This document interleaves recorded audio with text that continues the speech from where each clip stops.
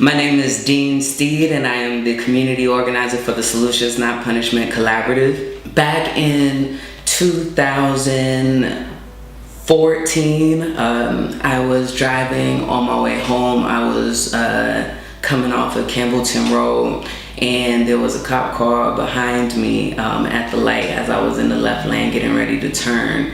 And when the light turned green and I turned left, the cop turned on his lights and proceeded to pull me over. And at this time, I hadn't made any traffic violation, and so I didn't understand why the officer was pulling me over. The officer then called for backup, and so there were two cop cars, and the officer came to my car, asked me for my license. And after I handed him my license, he went back to his car, came back, and he said that I was being arrested. I asked him why I was being arrested, and he didn't say anything. He just put the handcuffs on my wrist and then put me in the back of the police car. It wasn't until I was in the back of the police car that he actually sat down and explained to me that I was being arrested because I had a failure to appear warrant for a seatbelt ticket that was from 2 years before.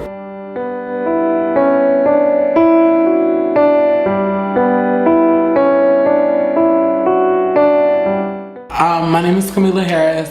I am the HIV Outreach Liaison, a part of SNAPCO, so Solutions and Not Punishments Collaborative. I did not know that when you pay on certain tickets in Minnesota, you are pleading guilty to those tickets. So with you pleading guilty, which means that even though that your tickets are paid off, you still become license still gets suspended. So I paid off everything. I just gave Minnesota about $2,500, and turned around and bought me a car here, and I got pulled over. And I gave them my license from Minnesota that was clipped, and told them that I'm waiting on my new license to come in the mail from Minnesota, and then that's when I was going to transfer everything over to Georgia.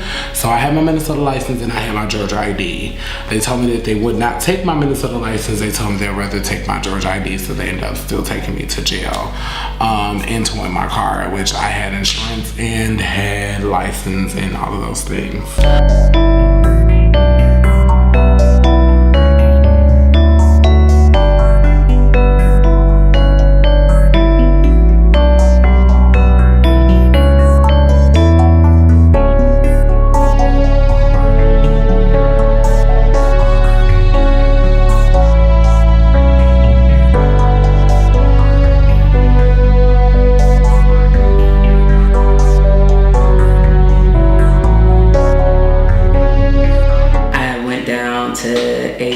DC, and I was held there in detention till I was able to have my father come and bail me out, which was fortunate because a lot of people don't have anyone to bail them out, particularly when we're talking about Black, trans, and queer folks. We often don't have relationships with our families, or disowned, or have to surround ourselves with our own chosen family. And so I was fortunate in that situation that I could be bailed out. There are a number of people who sit there for days waiting for their trial. So I was able to be bailed out. I left, but it still was a really hard experience for me, because then ultimately when I went back to court, not only did I have the $200 of bail that had to be paid, but there was the failure to appear fee, which was $100. There was my license was then suspended because of the bench warrant, so there was another $100 to reinstate my license on top of the fees for the ticket and the court fees. Ultimately, I ended up coming out of my pocket maybe $1,000 and being arrested all over a seatbelt violation. The first time that I ever went to the city jail, I was at a protest, and it was during the Occupy movement, and I felt motivated by the Occupy movement because it was the first time in my lifetime that we were talking about economic inequality in a way that regular everyday people understood it, and this new 1%, 99%. I just, living in Atlanta and knowing that we're number one in income inequality at the time, and to this day we're number one income immobility. So it means being born poor is like being born in a prison of sorts, and that's very troubling to me. So I felt that, like, instead of being so aggressive, the mayor and the city should try to embrace the message and work on this issue instead of just trying to work on making protesters go away, which seems to be the Atlanta way. We don't want to actually work on a problem, just make it seem like it's not there. And so there was this rally, and a police officer pulled me into the street and then put cuffs on me. I said, "Why am I being arrested?" He said, "Because you're in the street." Once I got to the jail, it was just a reminder that what Atlanta City Jail really is it feels like a pauper's jail when you're in there. There's more than half the people in there. We're in there because they weren't able to pay a ticket fine, right? So it's like just literally you're in a debtor's jail, and you're there surrounded by people whose their main criminal offense is being poor, and so it's very very mind-numbing, very angry to be in there and just to be surrounded by folks that are just guilty of being poor. They got pulled over, they got a non-criminal, just a traffic violation. They couldn't afford to pay the full fine when they went to court, so they chose to go on like a probation thing, and they got like 3 months, 6 months. So now your $300 fine is now actually closer to $600 fine. So you got to pay a $25 a month probation fee.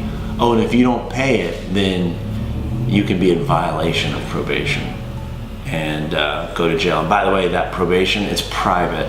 So they have no incentive to work with you and get you off on good behavior. Nah, they're very motivated to keep you to the last day because that's their profit.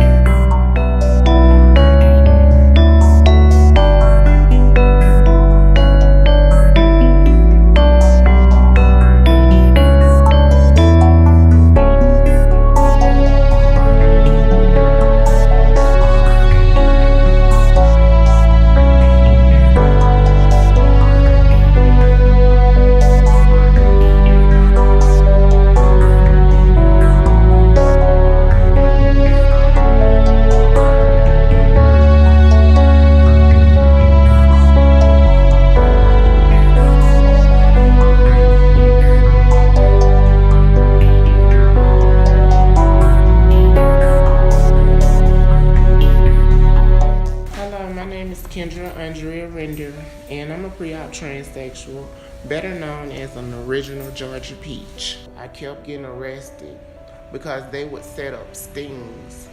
And when they set up a sting, you can just be a girl like me walking through Midtown, and they would send an undercover officer to just intimidate you or try to ask you if you want to ride or something. And it was called entrapment. So I found out that Georgia don't have entrapment laws, and they can just set you up any kind of way.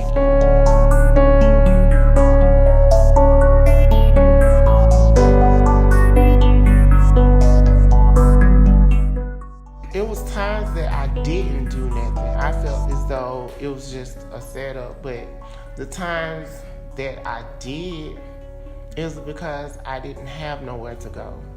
My mom was the type, she really didn't understand my lifestyle like she does today. When I first came out, my mom, she actually told me not to ever come back to her house looking like that. So I did it to survive. It was fast money and it was a fast life that I don't want to live no more. It was very difficult just living that whole lifestyle because I felt like that's all I had to live for was the prostitute. I thought that was the only way I could probably survive, and still live my life, so it was very expensive just being homeless.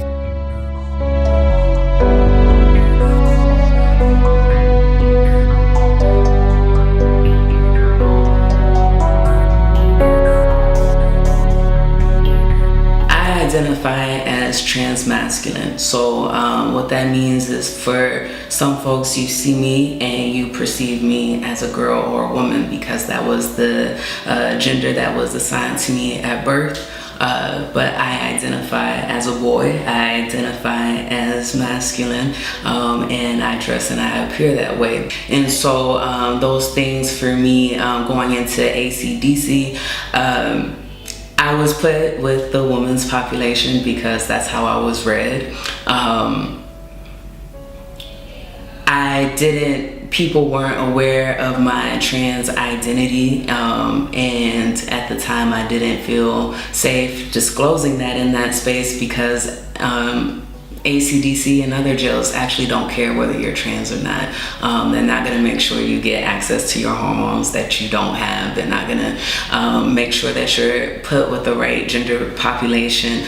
These things aren't concerns for them. But I was really scared about the kind of violence that I might face if I was open about that in the space. In ACDC, there's one space where they hold everyone once they come in, and the men are on one side of that and the women are on the other side of that. And again, I think what stood out was the sexual harassment from the guards. Even though it was verbal, these guards are in a position where, you know, once people are locked away in the cells, they have space to enter and do as they please. And we know that things like rape and sexual assault actually happen in jails and prisons every day. But what I witnessed was guards sexually, catcalling the women in there, trying to hit on them, making unnecessary sexual comments, particularly to folks who they felt like were really attractive, which I didn't see happening with the men on the other side of the detention center. The sexual harassment piece is something I think that is really specific to how Black women have to navigate those spaces. I caught puberty hell, I got jumped on by the officers, I got raped by the officers, I got spit on.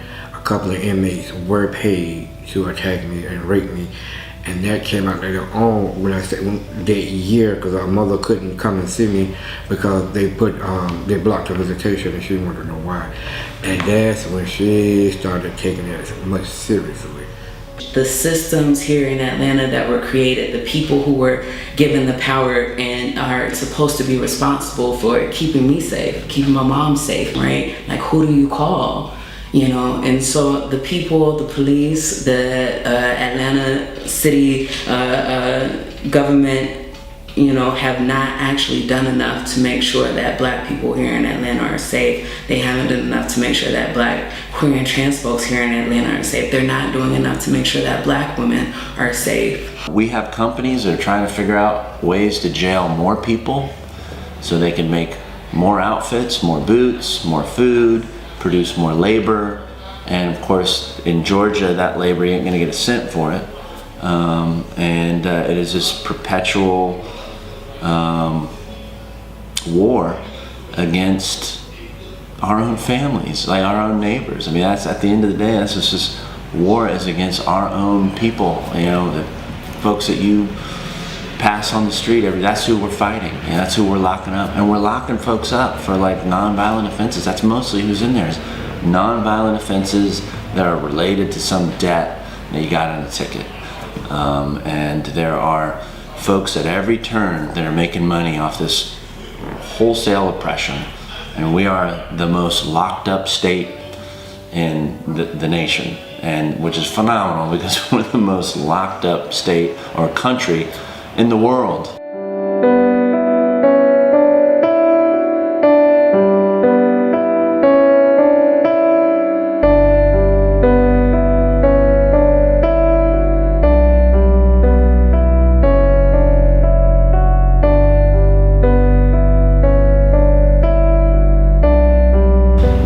City Jail is making some folks a lot of money, and all the systems that are connected to it, the private probation, all of it, it's making a few people a lot of money, but we're literally locking up our own family members. We're destroying our community, and we can do better. For us to be misdemeanors, like misdemeanor offenses, they treat us like we're felon offenses.